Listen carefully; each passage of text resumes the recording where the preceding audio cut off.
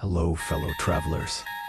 Under the watchful gaze of crows perched high above, we embark on a journey etched in shadow and ink, and guided only by the trembling needle of a compass that defies reason. Take a deep breath as we unravel the unknown.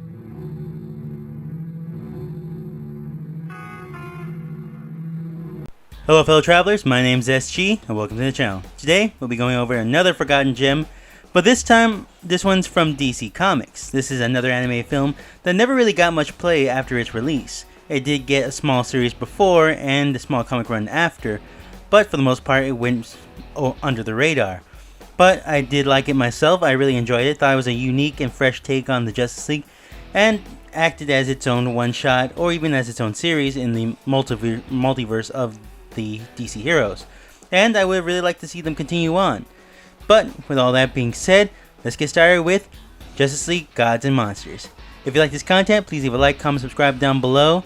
If you have a movie or whatever that you want me to check out, please leave it down in the comment section. I'd love to hear your opinions.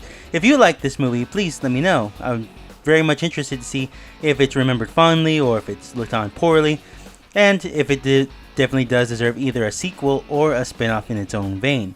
But with all that being said, let's move on, shall we? Justice League Gods and Monsters was written by Alan Burnett and Bruce Timm, produced by Bruce Timm and Sam Register, and directed by Sam Liu. Now this introduced a new version of the DC Trinity. Again, we had Superman, Batman, and Wonder Woman, but in a very different light. Much more brutal and much more different compared to how we've seen. And pretty much confirming at the very beginning of the movie, and even on the box itself, saying that this is taking place in an alternate universe or an alternate reality where things are a little darker and a little more twisted. And here we continue on with the story, where unknown assailants are attacking scientists all over the world, or in their little circle of the Justice League. Now it's believed that since they are involving both techniques, weapons, and items from the Justice League, the public start to believe that it is the Justice League themselves that are killing these scientists. Now with the Justice League trying to clear their own name, with the most brutal intentions to find who the perpetrator is, we do find a deeper, sadder meaning to all this at the very end, with a shocking reveal that was unexpected on my end along with most of the people that saw it. Overall, it's a very well constructed movie and it looks very nice. I do like the story and I do like the turns and twists it takes and the leeway they make for the characters. They do add a new spin, giving new mythos, and allowing the characters to grow and sometimes even side characters to have their own spotlight. Now, Dr. Magnus being one of those characters that has been seen throughout DC, whether you're a fan of the 1950s comics, the newer New 52, or the Rebirth where they reintroduced the Middlemen, or even if you've seen Batman Brave and the Bold, you'll know who Dr. Magnus is. And the twist and kind of charisma they give him in this movie is one that we haven't really seen for his type, but it is kind of foreseeable. It does feel right and didn't feel out of place, giving a new meaning to the character and his wants and desires, and also bringing back certain fan favorites such as Kurt Langstrom as Batman in this whole matter, but we'll get to those in a second. The twist and nuances that we see throughout the movie does give it its own flair, its own personality, and its own style that we haven't really seen pretty much before or after this movie had been released. I do enjoy it and think that the story is worth watching, and the twist and hints at what's going on is enough to make anybody, a DC fan or your casual viewer, be interested in what's happening next. When it comes down to voice talents, we have Benjamin Bratt as Superman himself, giving a new flair to the Man of Steel as we've known him. We also have Michael C. Hall of Dexter fame as Batman, aka Kurt Langstrom in this movie, and Tamara Taylor playing Wonder Woman, aka Becca, daughter of the Tyrants of New Genesis and wife of the slain Darkseid's family, aka Orion. Each voice actor brought their character to life in their own way and in their own unique sense, allowing this to be seen as a trinity, but as something different and unique in its own vein. So I did really like the voice acting, the casting really brought their A game, as I said before, and think that it could not be replaced or have been anyone better than these three playing Superman, Batman, and Wonder Woman, of this version that is. The animation is another highlight of the movie that we have to note, mainly because it does have its own flair. As I said, everything about this movie feels unique and set in its own universe. The animation, while it could be compared to the Batman the Animated Series or any of the movies that came before and after, this did have its own tone to it, allowing it to have its own identity, if you will.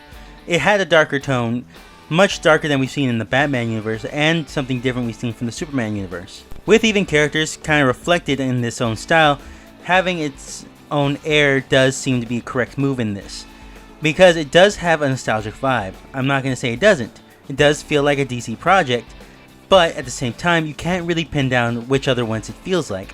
It feels like its own entity. It feels like it has its own belonging, and that it doesn't really fit in with the other narratives of other DC movies. That's why I would say that I really do enjoy this animation. It's very stylized, looks very nice. I do enjoy the way it feels overall.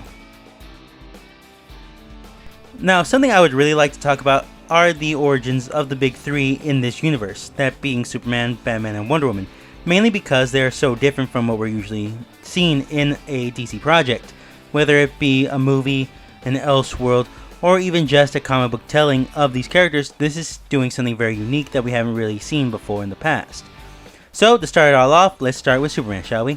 In this universe, Superman's parents, or biological parents, are Lar-El and General Zod. When they were distributing their DNA into the pod, Jor-El and Lara were sending it off, but before Jor-El could put his half of the DNA, General Zod put his own, wanting the Zod legacy to live on way past him and be the sole survivor of Krypton. And when Superman's pod did land on Earth, he was taken in by Mexican immigrants who named him Hernan Huera. And as the story goes, he did learn about his own abilities, becoming the Superman that we know, but with a bit of a darker tone, having the personality of Zod, but the values of an Earth person. Coming up with his own ideologies, he did become a true hero at the very end of the day. Next on our list is our Batman. Now, Batman is not Bruce Wayne in this universe. This one is Kurt Langstrom. In our main universe, he's usually known as the Man-Bat. But that's mainly because he fumbles the formula to create what he was aiming for. In this one, he was a lot closer to finding it at the very end. But instead of turning him into a Man-Bat and curing his hearing abilities, he managed to turn himself into a vampire, quite literally in this version. With super strength, super durability, and even a healing factor that can be matched by no other, it was also accompanied by a complete bloodlust, quite literally, making him mean that he would have to thirst for blood every so often, and with a allergy to the sun. So after he did gain these abilities, he built himself a bat suit that allowed him not just sonar hearing, but to be able to withstand the sunlight overall, and joined the Justice League mainly to find himself a cure to turn himself back. And finally, our Wonder Woman, aka Becca, who is the daughter of the planet New Genesis. Now, she was a warrior in that world as well, and the Allfather, her father, was told that she was going to be married to Orion, the son of Darkseid, the main antagonist of the DC Universe, in order to make peace with the two worlds. So as she went there as a warrior, and mainly for business, she did end up falling for Orion at the very end, saying that it wouldn't be so bad to be on Apokolips and amongst Darkseid's people, considering how well they treated her. But on the day of their wedding, it turns out that there was a double cross. Not by Darkseid, but by New Genesis and Allfather. They decided to use this opportunity to invade Apokolips and take over, slaughtering everyone they could, including Orion. Now, she did not want any part of this planet and ended up fighting her own people of New Genesis, and abandoning those two planets altogether, and running off to Earth, where there she was treated as a warrior and a soldier amongst the other Justice League members, but would ultimately still feel not completely at home amongst their reigns, really destined to try to look for her own place in the world that she knew, or in a place that she did belong overall. Now, these are just me breaking down the characters. There's so many different aspects to the storyline and to these characters that I would really like to do a deep dive in, but maybe that would be for later. These are given new and exciting versions of the characters that we know. Not to replace them, but more of just to add some variety to what we know about the original Justice League cast. So I do think that these are very interesting and fun characters, and that they do deserve the more respect that they are given at this current time. So, for the most part, this is the new trinity of Justice League Gods and Monsters. Now, Justice League Gods and Monsters did have a miniseries on Machinima that has been resurrected by the fanbase as of late, but for the most part they are just to show the difference in the worlds that they live in. they are definitely different from the regular DC universe, with a Harley Quinn that is more like the Dollmaker, aka more like a mix of Texas Chainsaw Massacre and Friday the 13th, giving her more of a cynical and darker vibe, with Brainiac just being a small child in this universe that doesn't really know what's happening to him, that he just has this intelligence that just won't stop, but might cause the destruction of this world.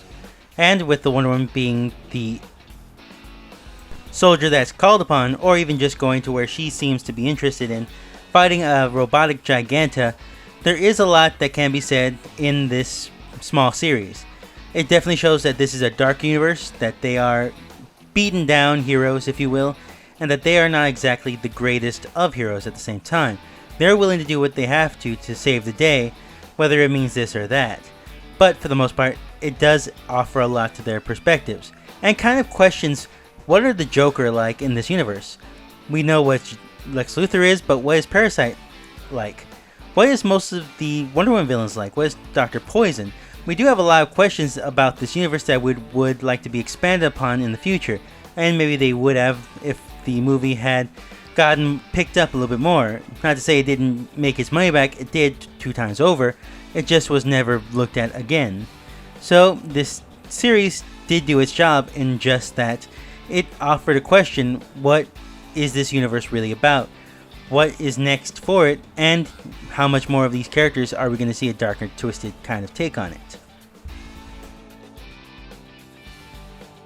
So overall, I will say that this is a very enjoyable movie. Whether you're a DC fan or whether you're just a casual viewer, this does offer a lot in a version of a Justice League that we haven't seen before, and can give a lot more in the future if it's ever picked up again. And I do think that it does have a lot of promise as well. And the characters are very likable. I do like that there is a certain redemption arc that's coming up for all the characters, suggesting that they could be better than what they are presented as right now. Such as Superman and even Batman kind of accepting the roles that they're given, not really relying on their past, and even kind of the sadness that they feel about the things they've lost and the people that they loved not being there anymore. So for the most part, I do think that there is a want for it. I would like to see this series continued myself, mainly as a fan and just out of pure curiosity. Like I said, there are a lot of characters we don't know happen to at the very end of the day, or what storylines could be adapted to be darker and a little more twisted later on down the line. And with all that being said, I had to give this a 9 out of 10. Because while I do like the story overall, I do like the characters, there does seem to be something missing, if you will. I do like it, and it does feel like it drags on just a little bit, that it doesn't make you want to not pay attention, but it does have that kind of like, let's move on kind of vibe. So for the most part, I would just have to leave it with that, a 9 out of 10. But that is just my opinion. Please leave it down in the comment section if you also enjoyed this movie, if you think I'm way off, or if you don't like this movie and think that it could have been better. I would like to hear that too.